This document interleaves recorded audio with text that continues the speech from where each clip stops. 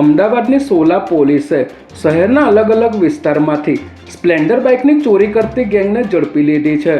Sola bridge નીચેથી એક bike ચોરી થતાં પોલીસે ગોપાલ તિરગર નામના આરોપીની ધરપકડ કરી હતી, જેની પૂછપરછ કરતા આરોપીએ તેના સાગરીતો સાથે મળીને કુલ 23 બાઇક ચોરી કર્યા હોવાની કબૂલાત કરી હતી, જેના આધારે પોલીસે મુકેશ પારગી અને ભરત સિંગાડા નામના અન્ય 2 આરોપીઓની ધરપકડ કરી ભારત સર્કલ પાસેથી ચોરી કરીને સંતાડેલા અન્ય 22 બાઇક કબજે કર્યા હતા।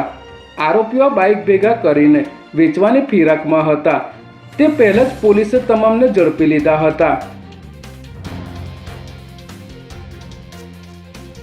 બોપલના વિવિયાના ફ્લેટમાં ભાડેથી રહેતા યુવકના ઘરે એન્ટી નાર્કોટિક્સ ટાસ્ક ફોર્સે દરોડો પાડી કોકેન, એમડી ડ્રગ્સ, હાઇબ્રિડ ગાંજો, દારૂ તથા બિયરના ટીન કબજે કર્યા છે।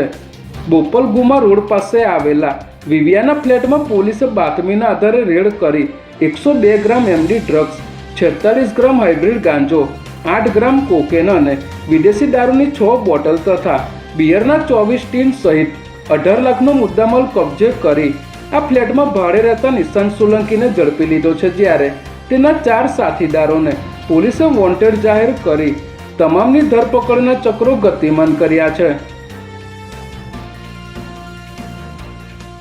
અમદાવાદમાં સુરક્ષાના દાવાઓ વચ્ચે પોલીસની કામગીરી સામે ગંભીર સવાલો ઊભા થયા છે, જેમાં મધ્યપ્રદેશના પ્રતિષ્ઠિત કેરિયર કોચને અમદાવાદ પોલીસનો કડવો અનુભવ થયાનો મામલો સામે આવ્યો છે।